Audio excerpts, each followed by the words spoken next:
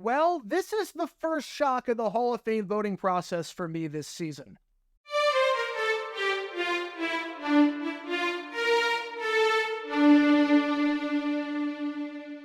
Welcome, everybody, to GG9 News, where we talk all things NFL all the time. I'm Jared, and I representing the 904 from the 602, and today we are talking about the fact that the Hall of Fame induction is going to be taking place in August. We're going to find out who makes the Hall of Fame in just a few hours when they announce it during NFL Honors. But a few leaks have gotten in already. We already talked about Devin Hester being in, reportedly Julius Peppers being in, and Steve McMichael. 3 Bears. Would we see a fourth with Jared Allen, even though most people associate him with the Vikings and the Chiefs?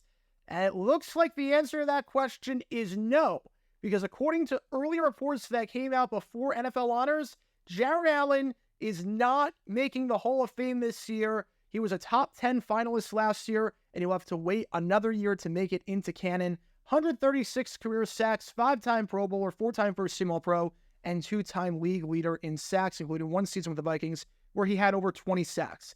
Now, this to me is very, very shocking based on what history tells us. Obviously, 5 guys from the modern era make it into the Hall of Fame. We know based on the reports that Peppers and Hester are in. Antonio Gates should be a first ballot lock.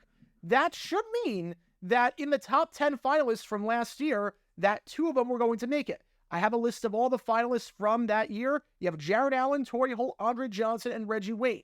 You figured one wideout was going to make it, and then I would say Jared Allen, because 2 wideouts making it, well, that is almost unprecedented. The last time we had 2 non-first ballot guys make it at wide receiver was 1970 with Tom Fears and Pete Fios. That's why I thought Allen would make it this year. I thought he was going to make it because they usually don't like putting in 2 wide receivers in the same class that had to wait their turn. There's usually a logjam, and they usually let one guy off the logjam at a time.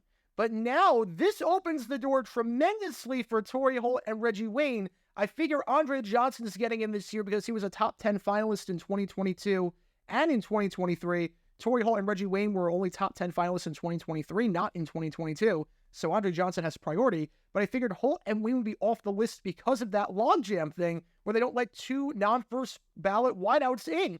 But now with Jared Allen not making it in, it seems like Torrey Holt and Reggie Wayne, one of those 2 is going to have the final spot in the Hall of Fame for this class. And I would probably lean toward Torrey Holt because he's been waiting over a decade to get in. He deserves it. I mean, Holt and Wayne both deserve it. But I think Holt's waited long enough. And I think this news opens up the door tremendously for Torrey Holt to get in the Hall of Fame. I might be wondering top 10 finalists. If there's top 10, why on earth are there only 4 candidates listed? That's because Albert Lewis was a top 10 finalist last year, and he is no longer eligible to make it into the Hall of Fame. His eligibility ran up, so he has to make it through the senior committee if he wants to get in. But again, you figure Peppers is in, Hester is in. We know that based on the leaks. Antonio Gates should be in. And now I think you're going to have 2 wideouts in, 2 non-first ballot wideouts in for the first time since 1970. History says that Allen probably should have made the Hall of Fame this year based on how the voters have gone over the past half century.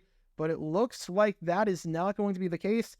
We'll just have to wait and see when NFL Honors officially comes out at 9 p.m. Eastern. They should announce the voting sometime around 10 p.m. Eastern if history is any indication. But what are your thoughts? Do you think Jared Allen should be in the Hall of Fame? Are you shocked by this news? Are you not shocked by this news? Let me know your thoughts in the comments down below. And that's going to do it for this episode of JG9 News. Be sure to like and subscribe. It helps the channel a lot.